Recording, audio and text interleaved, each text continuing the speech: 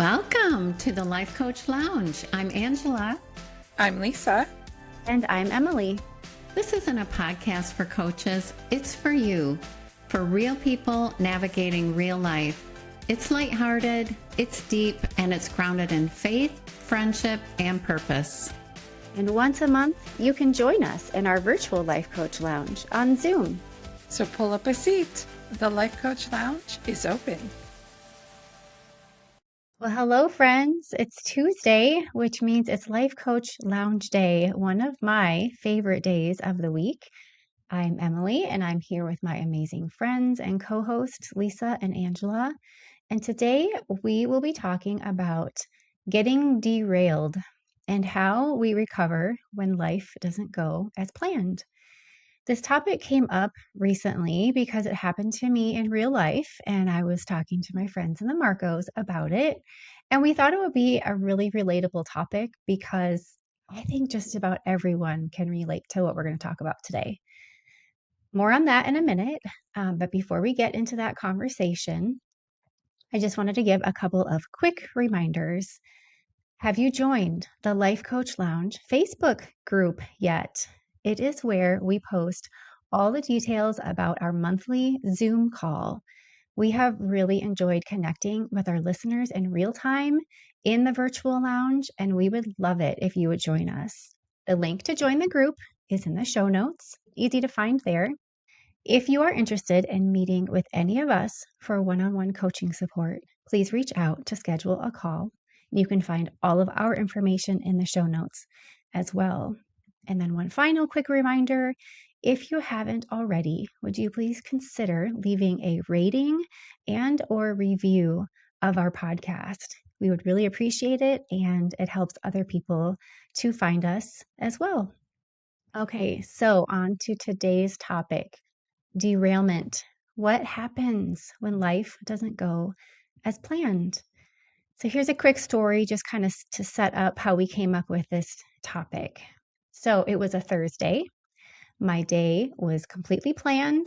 I was ready to follow through on my plan. I've been working on keeping a new schedule, following through on some new daily habits, most of which, mind you, are done in the morning. Well, our dog started having some concerning symptoms the night before. It didn't seem like an emergency, but the symptoms were sudden and unusual for him. And so I called the vet that Thursday morning, and thankfully they were able to get him in because of a cancellation. Now, this was the second vet appointment for him that week. We were confused, starting to get worried. Long story short, it turned out that he is fine. It wasn't anything serious. We've been able to treat him with medication, but it was an emotional morning, kind of an emotional week, not knowing what was going on with him. And that Thursday morning, the way that I had planned ahead of time for that day to go felt like it got completely derailed. Calling the vet, we took him to the vet. There was an emotional roller coaster when they suggested it might be something serious, finding out then that it wasn't, getting home, giving him the meds, keeping a close eye on him, not to mention cleaning up after him for what happened the night before. So everything I had planned for that morning did not get done. And it took some time and effort to recalibrate, to kind of figure out how to fit in a whole day's worth of plans and commitments into one afternoon, rescheduling appointments, all the things that come with your day being derailed. So situations similar to this happen all the time. Sick kids, car trouble, an appliance or utility stops working, an injury that limits your normal everyday abilities. And we all know a diagnosis rarely comes at a convenient time or with preparation. The list could go on. When something else becomes priority and the schedule gets put to the side is basically what we're talking about. So it's important to note that even when we've put the effort into living by design versus living by default, either way, there will be interruptions. There will be derailment surprises. So today, we're going to talk about how we respond to the unknowns of life and share some practical ways to get back on track. So, ladies, I already gave a few generic examples and one specific example. Do either of you have anything to add? What does getting derailed look like in real life? Well, I have a real life derailment happening with an ongoing physical limitation. Short story is my back has been bothering me. So I've had a sore back before. So when it started happening before the holidays, I didn't think anything of it. Just a nagging ache that kind of whispers, slow down. But did I mention it was the holidays? So no, I didn't. I didn't slow down. I pushed through. I had expectations on myself that were based in sometimes fear and not always reality. And so here we are. And I have to ask for help some days to put on my own pants.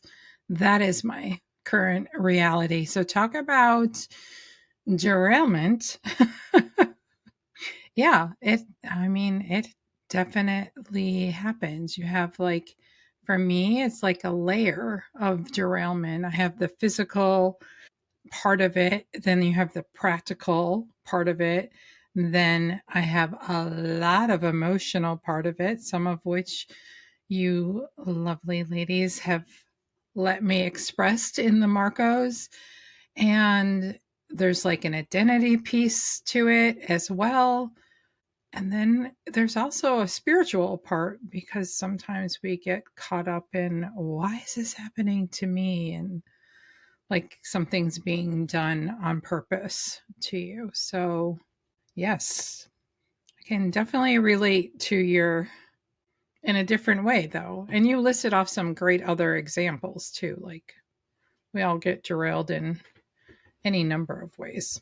Traffic, appointments, being on hold for a long time, pick a thing. I really like that you pointed out, Lisa, our situation. Yes, we had been dealing with it a little bit that week, but it wasn't something that has continued. There was an end to it. So it was a derailment of that morning, but we got an answer.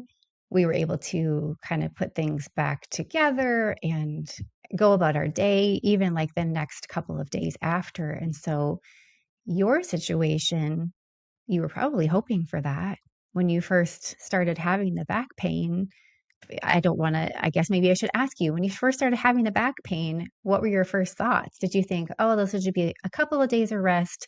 I'll be good to go. And now here you are months later, and you kind of walked us through all of the emotions that come up when that derailment, like, I'm trying to get back on track, but I don't know where the track is. I can't seem to actually get back on the way that I would like to. Yes. And I remember journaling recently about this. Did I mention how much these lovely friends have supported me in the Marcos, both with loving prayers and thoughts of concern, but also just letting me vent out my emotions because, as I mentioned, I just pushed through. You get busy in life, we all do, and you just put your head down and persevere. And unfortunately, we all know that our body is eventually going to tap us on the shoulder in some way and say, you have thoughts and feelings about this. Shall we talk? No? Okay. Well, I have other plans for you. So, yeah. So, what I was going to say is I wrote in my journal that one of the lines I wrote down was the feeling of darkness come often when I don't acknowledge the emotions. That in and of itself was like, I mean, I can feel it almost in my throat. Hmm. It's just an example of when something major derails you, or again, it's just an inconvenience because, you caught every red light. Like, oftentimes it's not about the red light or even my sore back. There's something else happening there. So, hence the darkness. Angela, what do you have for derailment? I know you got something. Yeah, for me, it's been periods of waiting. Whether it was like after our son was born, we just thought, well, as soon as we start trying again, we'll have another baby. We'll have, our kids will be 2 years apart. It'll be perfect. And then years and years went by. The same thing happened when we sold our family home. We thought, oh, we'll just move to our cottage for a couple of months and the right house will come along. And by the end of summer, we'll be in a new place. And we were derailed 4.5 years in living at our cottage. So, and I agree, a lot of emotion comes up when things don't go the way that you had planned it. And there's acceptance that has to happen because, oh boy, lots and lots of resistance to, my agenda. I wanted my agenda. And when it didn't go my way, I was very resistant to that. Like, get behind me, Satan. This is my plan. So yeah, there's a lot of emotions there.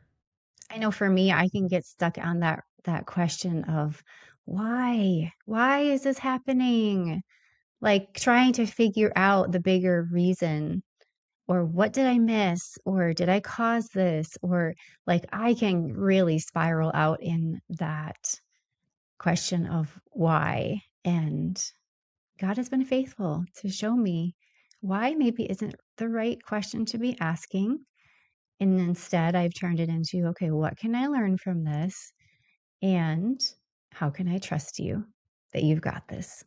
Him, right? Trusting God that He's got us. So Lisa already hit on this a little bit, and just that topic about like the hard questions that come up.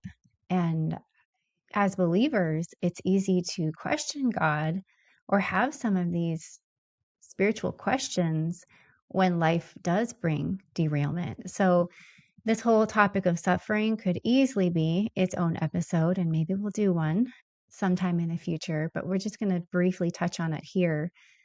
So, derailment, especially the kind that brings suffering, sadness, or grief, brings up those questions that sometimes we're afraid to even say out loud. So, have either of you ever had that thought, like, where is God in this? Does God have it out for me? The whole question of why. Has that come up for either of you? Probably more so years past. Fortunately, not so much in this particular derailment that I just shared.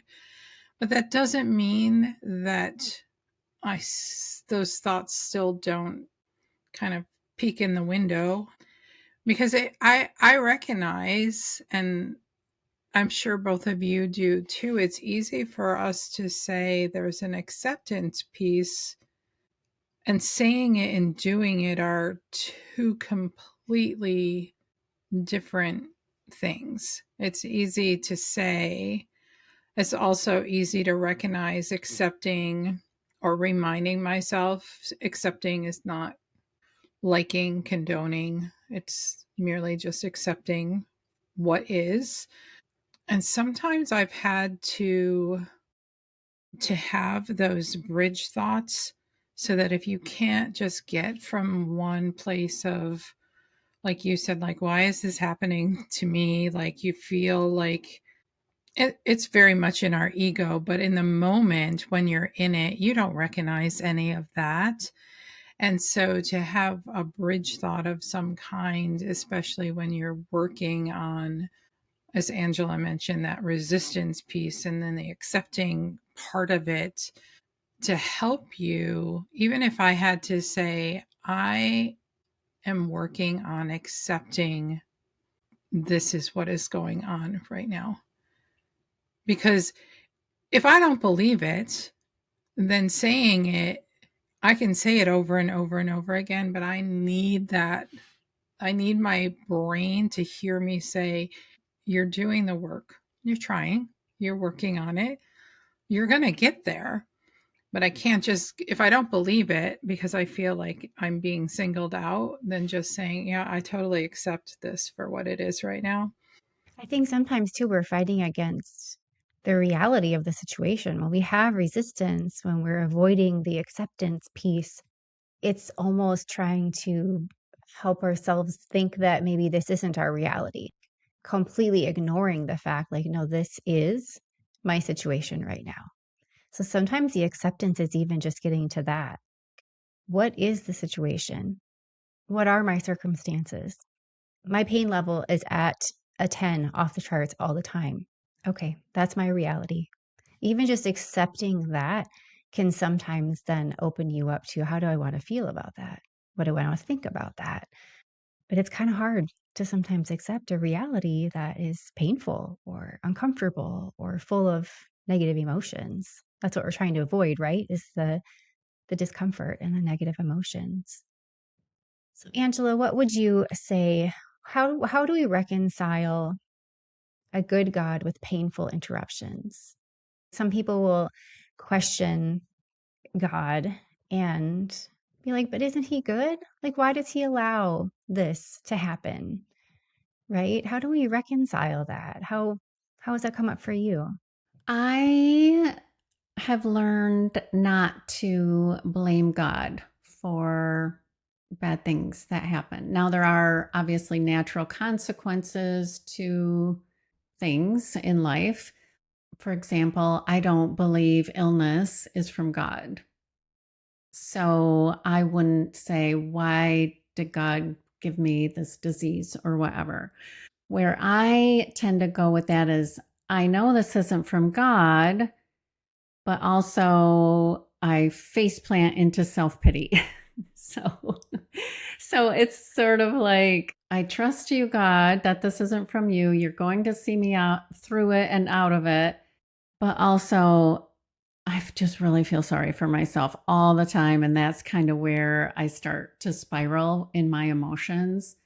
Yeah, our pastor said something one time that really solidified this belief about what you said, like a good God. And that is in the Lord's Prayer, where it says, your will be done on earth as it is in heaven.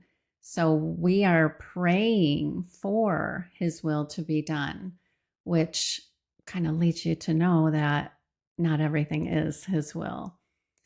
So I truly believe that. That is a core belief of mine. But like I said, I do stumble and faceplant into self pity more often than I would like to admit. I am aware of it and very much working on it all the time. Thank you for sharing that perspective. I think that's super helpful. For me also, like you were saying, God doesn't cause the pain. And I've had to wrestle with the fact that he allows it. Like, we live in a fallen world, so there's going to be pain, suffering. And so when he allows it, I've wrestled with him a little bit to be like, okay, but you could have stopped this and you didn't. And those are just honest reflections that I've And I had. think we're so self focused sometimes like to zoom out, like to the 30,000 foot view. Like my husband likes to say, just zooming out and know that God is weaving so many pieces of the plan together that it's not always all about us. There is a greater purpose for it. Yes.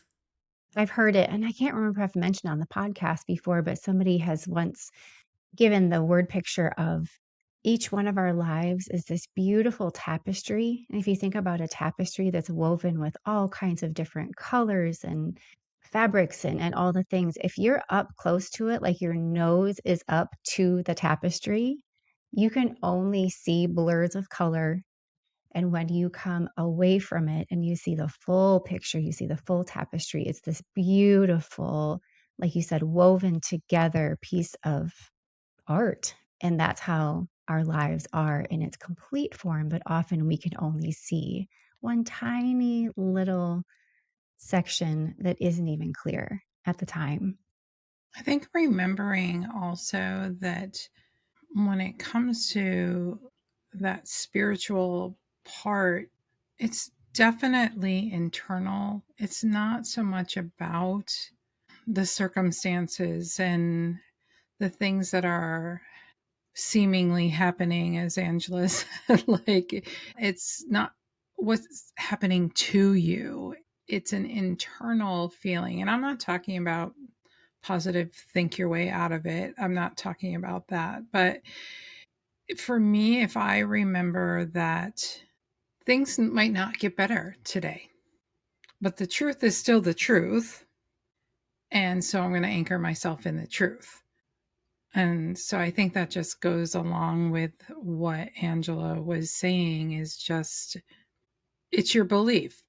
I think sometimes if you're really in that spiraling place, for someone to just say to me, well, God is good, or you are loved, I don't hear it. In that moment, I'm not hearing it. So that's what I mean by it's like the internal work, not the circumstantial evidence around me. It's that internal piece. And then, just as Emily just said, nothing's perfect. He's not here to design a perfect life. We don't get that. So, but truth is truth. So just anchor yourself in what is true and present. So good. Anchor yourself in the truth. I love that. I've also come to realize as we wrap up this little section, just that God really does meet us in our suffering. And I know for me personally, He has used the really hard times for my sanctification. Like He wastes nothing. And I just want to share a resource here for our listeners if this has stirred up more questions in you. A great resource that I go to often is a website called gotquestions.org. I highly recommend it. You can go and search for any topic. And I did find these two little nuggets regarding suffering that I just want to share from that website. Whether God intentionally causes a hardship in our lives or allows a hardship into our lives, He uses it for our growth and for our good. And that is based in Romans 8:28 through 30. And no matter the reason for our suffering, we can bring our pains and struggles to God, knowing that He cares for us and will walk us through the suffering. So He never leaves us, He never forsakes us, and He uses it all for our good. So again, we could deep dive on that one, and that could be a really long episode. But moving on, let's talk about getting back on track when life does derail us. So getting back on track doesn't mean returning to the old plan. Sometimes that's not even possible, whether you're talking about a little blip in your day or back pain that continues to hang around for months. It doesn't mean returning to the old plan. It means adjusting with grace. So, what does getting back on track actually look like? Well, I think that actually could be circumstantial, depending on the what is true, whether it was something like you just mentioned, it won't go back to being the same. So whether it was a major accident or some kind of loss, like something that circumstantially the facts are the facts, truth is truth, right? And you're not getting back there. So I think it goes back to that, the acceptance piece. What is my circumstance? And then that internal work that as life coaches, we work with our clients to help them see that they actually have the ability to reframe how they are going to move forward with the truth. I mean, I wish we could just say, oh, well, it's just this simple thing. If you just do this, then this is what happens and all is well. But the acceptance piece is huge. Then comes that internal work. Not avoiding those emotions that are knocking.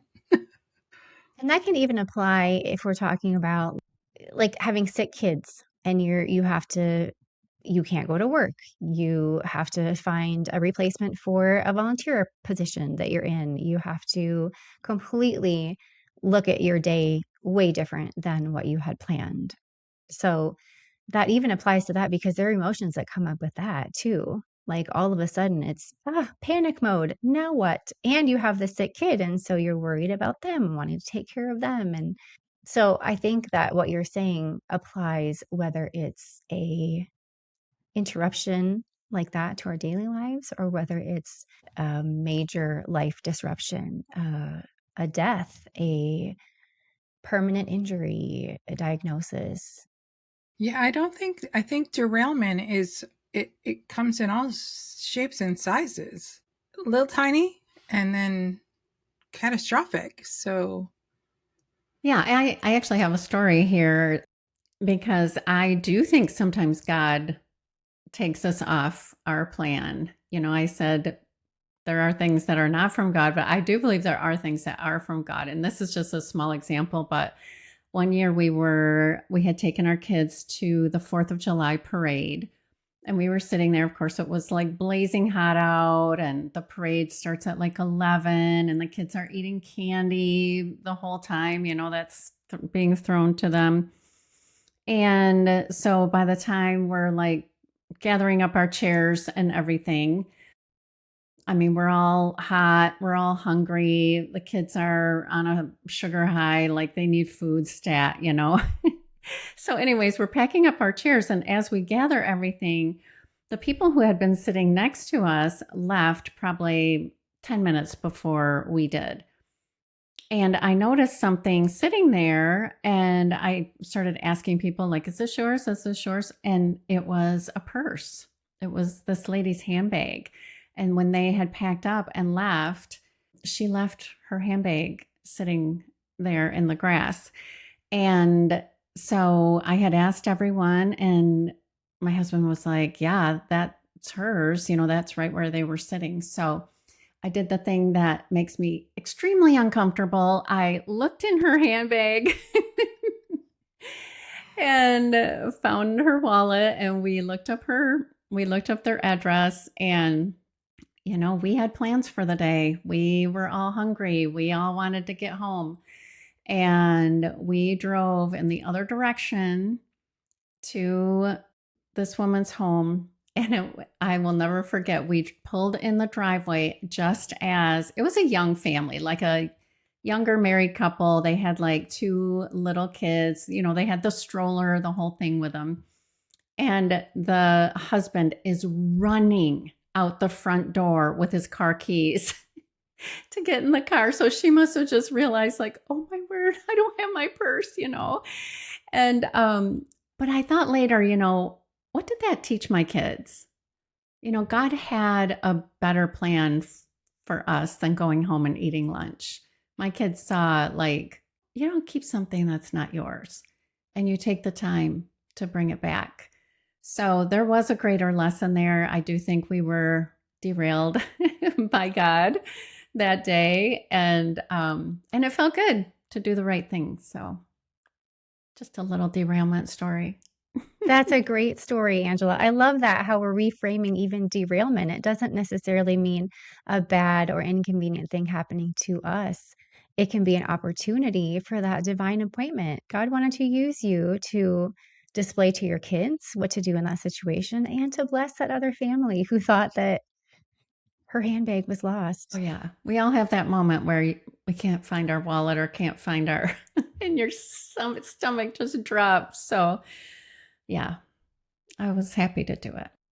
I'm sure everyone can relate to this too. This happened to us recently, actually. We were running some errands, and it was the type of situation where Andrew was driving. He was dropping me off quickly to do a return at like 3 different places. So it was a drop me off, pick me up, like, let's get this done as quickly as we can.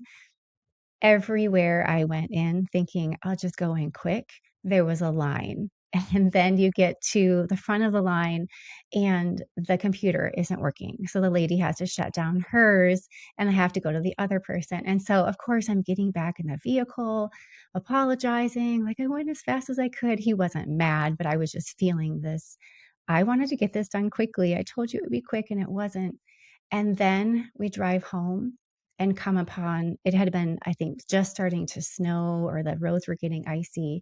We come upon an accident where there were like 4 cars and a semi truck, like on our way home. And we all thought, well, first of all, we pray for everyone that we see in that moment. I hope they're okay. And then, oh, thank you, God, for making those errands that were supposed to be quick, not so quick, to save us from potentially having been part of that. So even a red light is my reminder. Okay, I'm just going to pause and pray. It's okay to just That's pause. so good. We need more pausing in our lives, in our fast paced lives. I think it's a good reminder too to just trust God one step at a time. I want the whole roadmap. I want the next, destination and how to get there and what's going to happen there. And often he's like, I'll just show you just the next step, right? Reticular activation, is that what it's called? When you buy a car and you're like, oh my gosh, this is a beautiful green color. I haven't seen it anywhere. But then you decide to buy your car and now suddenly you see your beautiful green car everywhere. Same is true with like what we choose to see. So you can choose to see, oh my gosh, every place we went today, I ran in, it was supposed to take 2 minutes to do the task. And at the same time, that redirection, you had something kind of hit you, like you came upon that accident. When I think when we are more present, we can see that, well, maybe we're not being derailed. Maybe it's an intentional, just like Angela was saying, it was this was in the cards today. I didn't think it was on my bingo card, but apparently it was. Yes. Detours can become divine appointments, right? Yeah, that's a great quote. And God isn't surprised by our derailment. And I believe too, I wanted to make this point. I believe we can trust that God is still good even when life circumstances are not. And the reason that I've come to that conclusion is because when I study who he is and what his character is, his character never changes. He has proven time and time again that he is faithful, he can be trusted, that his timing and ways are perfect. And that isn't to minimize anyone's pain or hardship. I think it's just a reminder that we can still be hopeful in the midst of it. But it takes intentional thought and a choice to see it that way. Yes, I wasn't crazy. The reticular activating system. I'm sorry, I had to look that up really quickly. I'm like, what is that thing called? Those are not words I use in everyday sentences, so sorry. Because you sound super smart. I love it. Thank you for the discussion today, ladies. As always, so insightful, and we hope that this has been encouraging to our listeners as well. We invite everyone to just reflect on where might God be meeting you right now, even in the derailment, even in the disruption of life. If something resonated with you today, would you please consider sharing this episode with a friend who might need to hear it too? And remember again to check out the show notes for the link to join our Facebook group. We would love to connect with you in real time. Thank you so much for joining us again today, and we look forward to another great conversation next week right here in the Life Coach Lounge. And Angela and Lisa, I will be talking with you later in the Marcos.